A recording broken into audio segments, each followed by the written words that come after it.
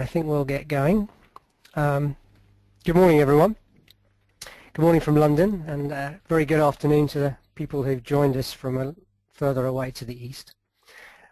We're very grateful to you all today for joining our webinar. What we're going to do is take around 30 minutes for today's presentation. The title is How to Analyze Real-Time LNG Dynamics to Gain a Trading Advantage, a powerful insight into global gas flows using a unique tanker tracking platform. My name is Adam Hooper. I'm Sales Director for Genscape, and I'm delighted to be joined by Matthew McDwyer, who's the CEO of Commodity Vectors, and Matthew will be presenting to us today. Matthew will tell us more about Commodity Vectors specifically in just a moment, but for now, let me say that Genscape and Commodity Vectors have partnered to deliver customers with a new solution for their need to better track seaborne LNG gas flows. For those of you not familiar with Genscape, we were founded 15 years ago and today are the leading global provider of real-time data and intelligence for the commodity and energy markets.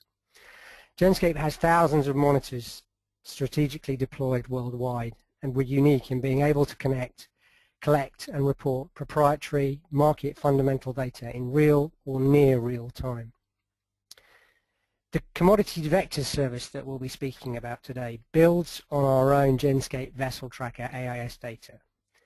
Genscape Vessel Tracker provides real-time vessel tracking, monitoring and reporting of in-depth shipping information to the maritime, finance and information sectors. Vessel Tracker has the world's largest privately owned land-based AIS receiver network, and it complements this with the most advanced satellite data available from their exclusive partner, Exact Earth. Moving to the agenda, in today's session we're going to cover the following topics. Matthew's going to review the gaps that exist today in the global LNG supply picture and how Commodity Vectors is able to fill them. We're going to identify ways to make better, smarter trading decisions ahead of the competition. We're going to have a look at how Commodity Vectors technology works to spot events such as double discharges or mid-course ETA or destination changes. And look at the system, look at how the system can give solutions for every single vessel in the fleet, and also provides the earliest updates for any vessel's predicted destination. Finally, we'll have a quick look at 3 case studies in which the Commodity Vectors system correctly predicted ships' voyages in spite of a lack of reliable AIS data. Thereafter, there will be an opportunity for questions. As we go through the presentation this morning, if you do have any questions, please could I ask that you submit them using the go-to facility on your screen. You should be able to see a panel at the bottom of your go-to panel. Please type your questions into this box, and we will do our best to answer as many of these as we can at the end of the seminar. So let's move along swiftly. Let me hand over to Matthew McDwyer, the CEO of Commodity Vectors, who will be giving today's presentation. Matthew, please can you kick off by giving us a little bit of background about your company and why you thought there was a gap in the market for your unique approach to AIS data. Thanks, Adam, and good morning, everyone. Commodity Vectors was created in 2012 primarily to develop analysis and create actionable data within the maritime commodity space. We have offices in the UK and Ireland, and we're the chosen strategic partner of Genscape, who, as Adam has said, are the world's leading provider of global energy flow information. I'm going to start by talking a little about AIS data. I'm sure many of you on the call are familiar with the technology, but nonetheless, AIS is a technology mandated by the IMO as an anti-collision system. It's in place primarily to allow vessels at sea to observe nearby vessels and their immediate movements, and as such VHF is considered sufficient as a transmission method. Over the last 10 years or so, antenna networks have developed, initially by amateur enthusiasts and later as commercial organizations, which pick up and then collate this information to provide a central ship movement information source. More recently, satellite constellations have augmented this data with deep ocean information to provide the fullest possible picture of global vessel positions and movements. The combination of Genscape Vessel Tracker and Exact Earth are the industry leaders in the capture, cleaning and collation of this data and provide the best possible raw data on vessel positions and ancillary information. However, there exists two fundamental issues with AIS data which need to be addressed before this data can then be used to accurately model and subsequently estimate, for example, commodity movements. When you look at a picture of AIS transmissions at any one point in space and time, you would normally see a huge number of vessels, and it's not immediately apparent that anything could be missing. When, however, you query a select list of vessels, it's obvious that many vessels have not been seen recently, or indeed often for up to a week or even more. Obviously, a week or even 24 hours is enough time for a commercial vessel to enter a terminal, perform an operation and leave. In the first slide here, we can see a snapshot in time of the global LNG fleet. Without going into too much detail, these are only the vessels which have been seen or whose transmissions have been collected in the last 24 hours.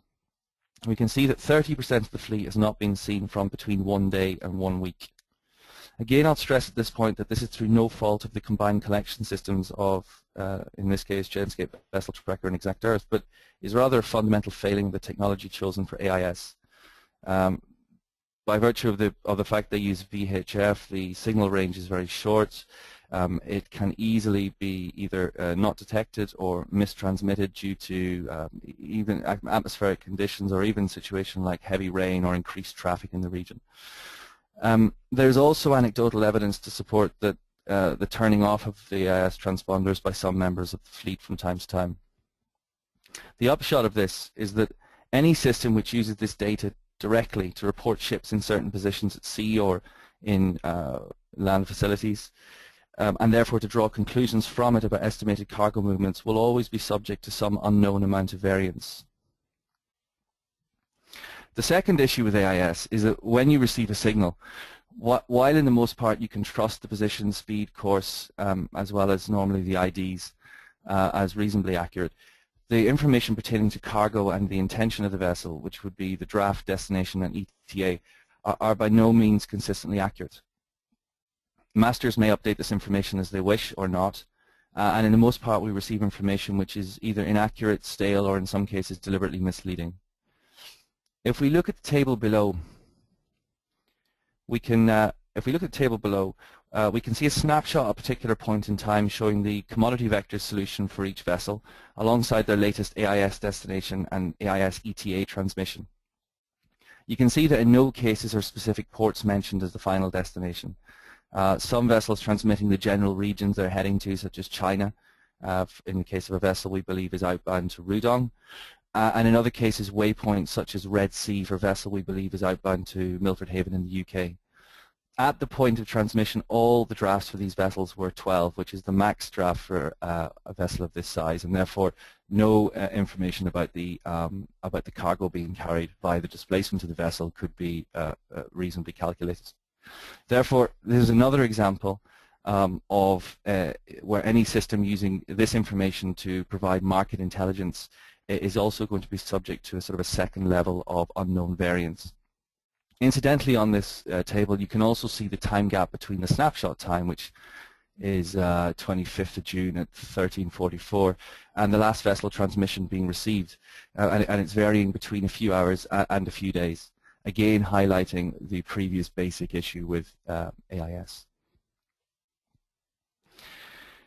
So what does Commodity Vectors do to solve these issues and bridge this information gap that exists between those systems which may watch AIS data and the sort of preferred solution where we would have an accurate analysis for every vessel?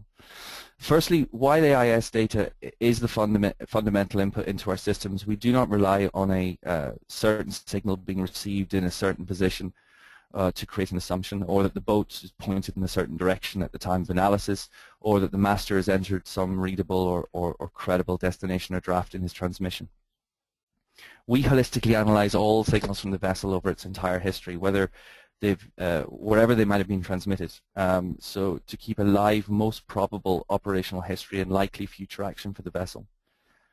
Much like the traditional methods of solving these problems, which basically involved hand tracking boats, we use probabilistic technology based on rolling statistical analysis to provide the most likely outcome given any set of inputs. Obviously, the better the data that goes into the system, the more transmissions that have been received from a particular vessel, the better the future, the predictions at that point, and indeed the quality of the operational history. Unlike, however, the traditional hand tracking methods, our results are available immediately. We have the data coming in, and we can therefore offer the fastest to market predictions of future actions and of course estimations of cargoes being carried alongside this idea of a full and complete operational story for the vessel, with all the data gaps treated in the same way that we deal with data going forward. The results for a market participant, such as a trader or an analyst, is a more timely and statistically accurate result rather than compared to the I guess underlying incomplete and fundamentally flawed data set. Looking at an example of how this looks, we're looking at the LNG carrier Pateri Delima Satu between 27th of May and 18th of July. Traditional AIS systems which are spotting this ship appearing in ports have only got 3 port calls for this vessel over that period, 2 in Japan and the latest one at Incheon in Korea. If you compare that to the second picture in the slide, you can see the Commodity Vector solution for the vessel. Where we've got green dots beside port names, we're showing that these were observed port events. Where we have red dots beside port names, these are not observed port events, but were considered the most likely solution for the vessel given all of the information being analyzed. As you can see, the difference here is huge. Rather than simply having port call information, we have the idea of a voyage, which is the Commodity Vector's fundamental underlying data set, this idea of a start and an end with relevant date times, a purpose for the voyage, and in the case of a discharge, then it'll have a cargo. Here we can see that, that this boat loaded several times in Bintulu before taking cargoes to Japan. Very interestingly, it took a cargo from Bintulu to Yongan in Taiwan, which was also not seen.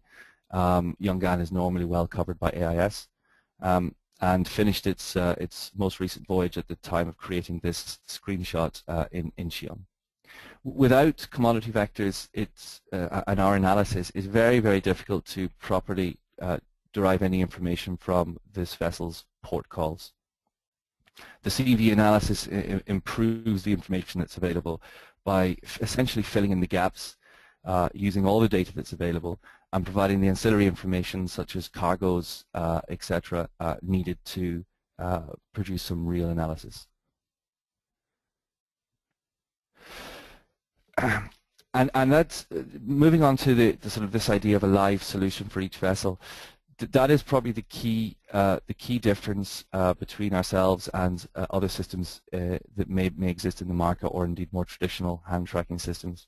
We have a live solution available for every vessel all of the time based on the best data that we can feed into the system. Here we're seeing a screenshot from our web application, which we'll look at a little bit later. And we can see that the entire fleet has a solution in place, which will include a cargo if we believe she's laden. And this is being updated as soon as new data for each vessel is received. So our current update frequency from our data supplier, Genscape Vessel Tracker, is every 15 minutes.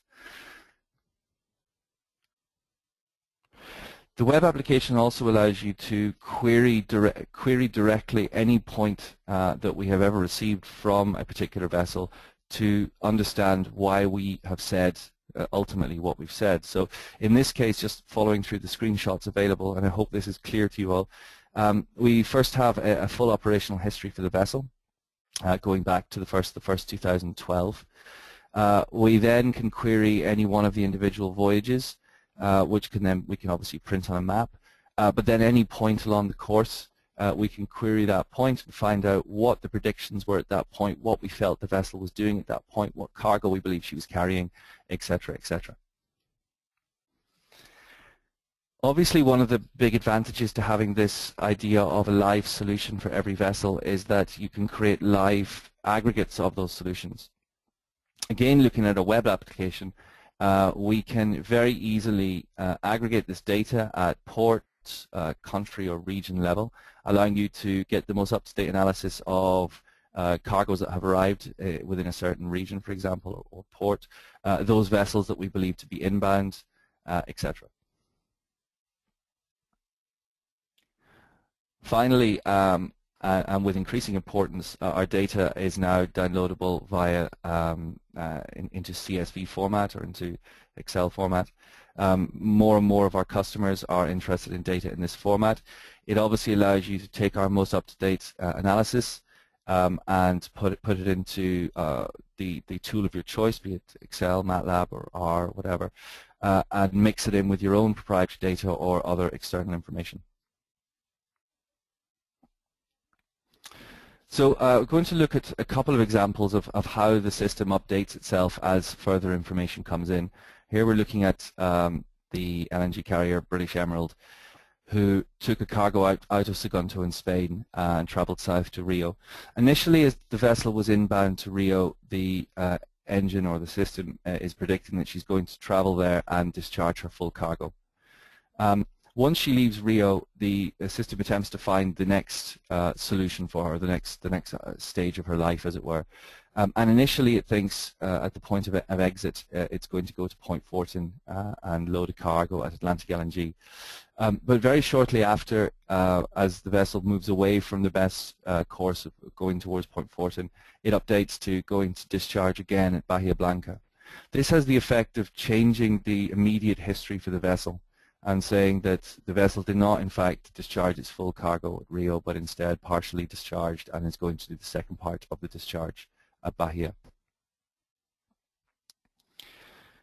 And just looking a bit more closely at this idea of as the vessel moves and this further information becomes available, how the system is able to update itself as to what the likely future outcome for the vessel is. We're looking at here an LNG carrier leaving Arzu, taking a northerly track out of Arzu. The vessel is not saying much at this stage. She was incorrectly, or she was transmitting the phrase for orders. The algorithm initially, or the algorithms I should say, initially predicted Zeebrugge in Belgium as her next destination and that she was probably laden. However, after about 90 kilometers moving north, and over that 90 kilometers, the probability of Zeebrugge being the next destination was dropping rapidly. Sagunto in Spain became the most likely final destination, which is where she ended up going. So this highlights the way that with additional information coming into the system changes probabilities of both the likely future outcome, but also potentially what the vessel has done in its immediate past.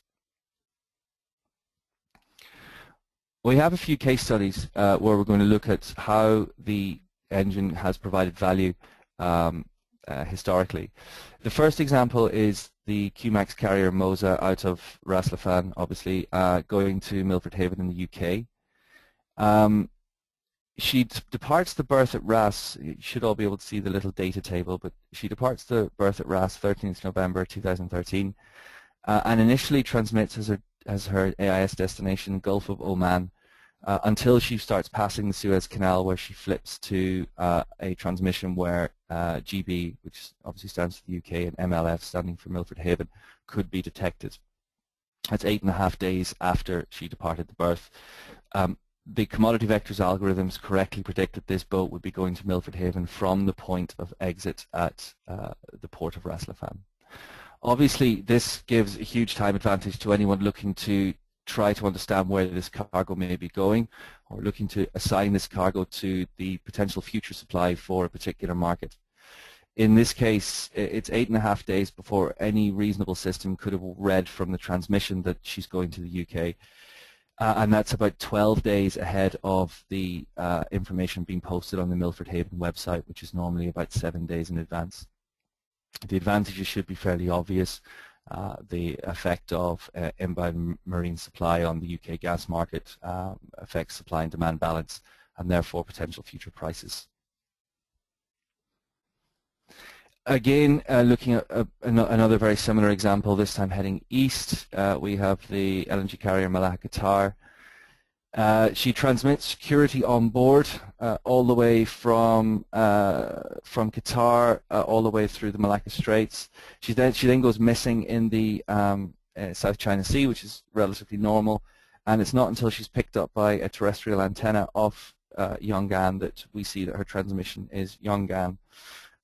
Again, the Commodity Vector's algorithm, based on a complex series of melded predictions, was able to predict that this vessel was most likely to go to Yongan from the point of exit to the port of Ras Lafan. And finally, much shorter voyage, but still interesting. We've got a vessel here that, after leaving Atlantic LNG, which is Point Fortin in Trinidad, she continues to transmit Point Fortin as her destination while proceeding at speed away from Point Fortin. And it's not until she arrives at Andres LNG, or just outside it, that she changes her transmission to say Andres. Once again, mainly in this case based on the previous actions of the vessel and the course she was taking, we were picking Boca Chica, which is where Andres LNG is, from the point of exit at Point Fortin.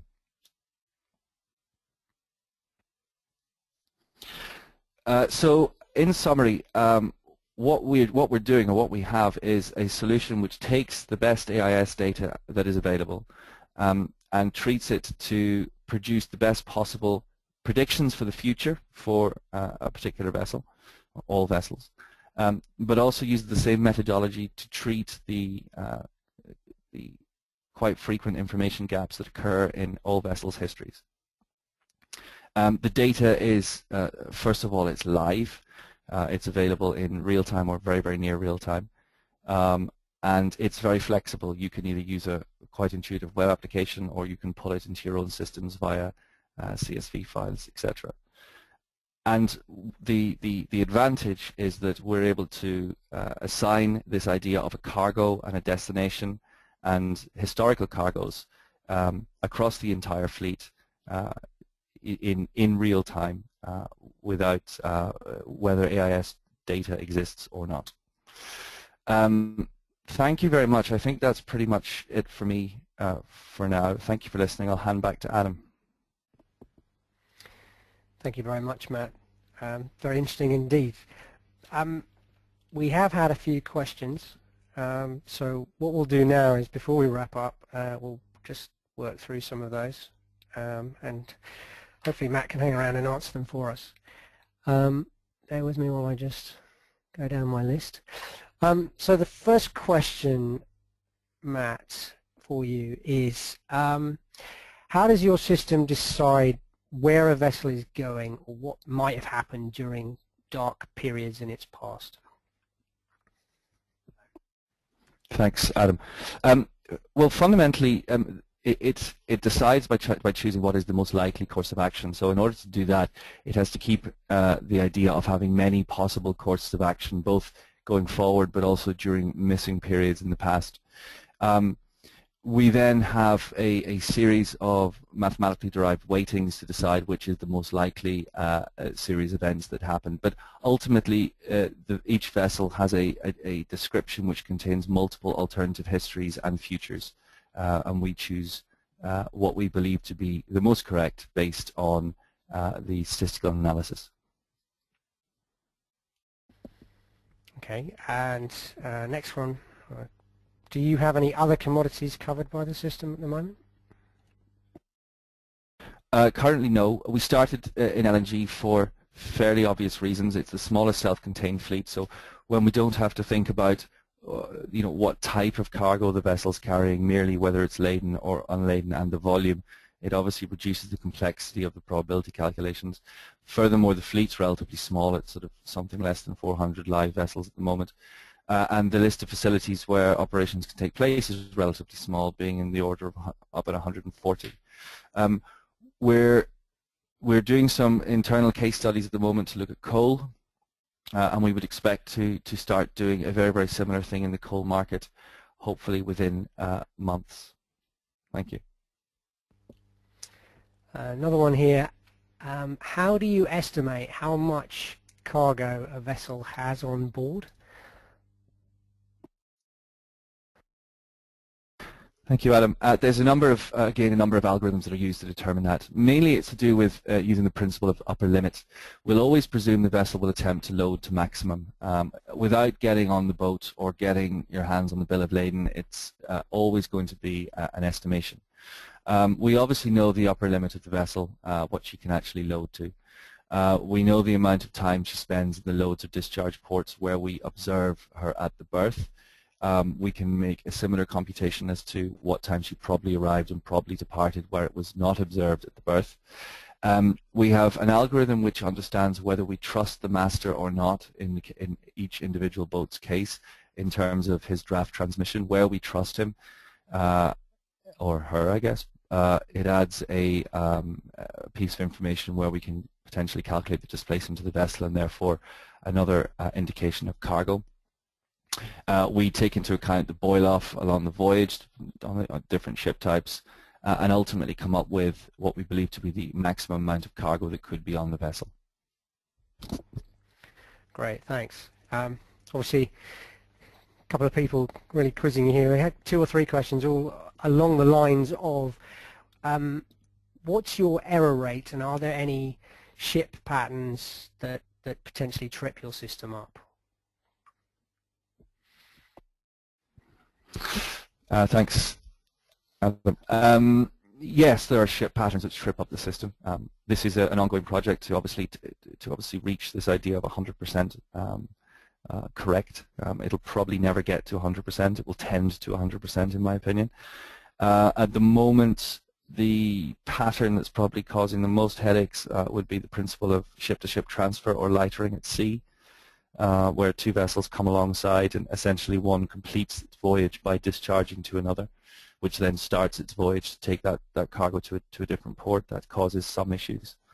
There are a few other minor things as well, but you know, when we look at the system and compare it to historical sources, you know, our correct rate is over 95%. So we believe we're pretty good there.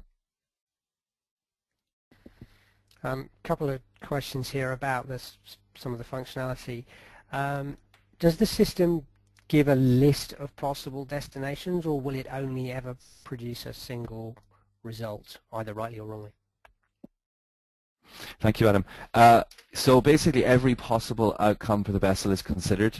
So that is every port that we believe there's a possibility of it going to, so certainly not just 1 or 0. These outcomes then have various scores based on their probabilities, which in turn are based on many different melded statistical techniques to come up with what we believe to be the correct answer.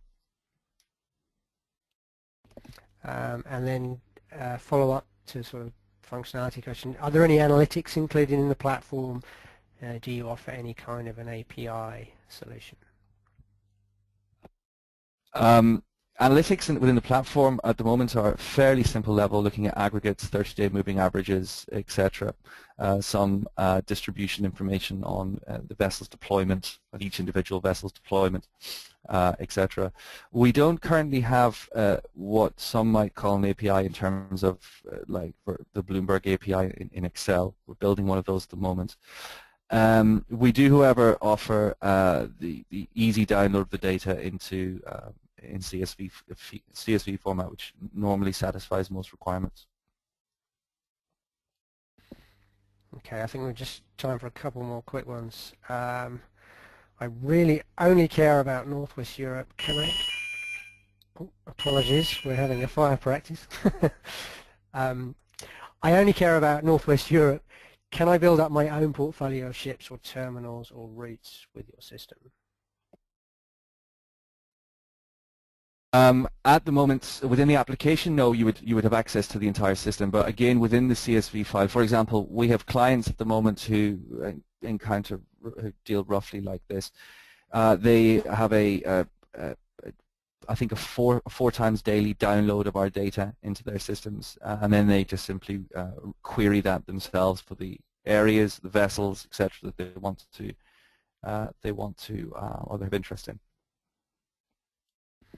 Okay, and one one more, I think, time for one more. How does the system update itself with new ships or new terminals? Well, obviously, at that level, we've got a certain amount of research going on for new vessels that are being built, etc., and new terminals that are coming online. The terminals are much easier than the vessels because they're substantially larger undertakings. But we also have a series of sort of watch lists running across the data, looking for areas where LNG vessels are starting to call more often, which they didn't before, and new MMSIs and IMOs, or identifiers for vessels, which are unknown to us and are calling at or starting to call at LNG terminals. So the idea is that we do have some research when it comes to this thing. We don't want to be entirely reliant on computerized systems, but that the computerized systems are running in the background to ensure that our information is always fresh and up to date and nothing gets missed. Excellent. Thanks very much, Matt. Well, I think that brings us nearly to the end of today's webinar. Thank you, Matt, and thank you to all of you who've tuned in today. We're very grateful for your time. I do hope that those of you who are active in the gas market will take the opportunity to have a free trial of the Commodity Vector system. We do make these available so that you can make a more detailed assessment of the system in the comfort of your own office. If you'd like to arrange this, then by all means contact us directly with the details that you can see on the screen. Alternatively, we'll be sending out an email after the session, and you'll be able to respond directly to that and make the request there.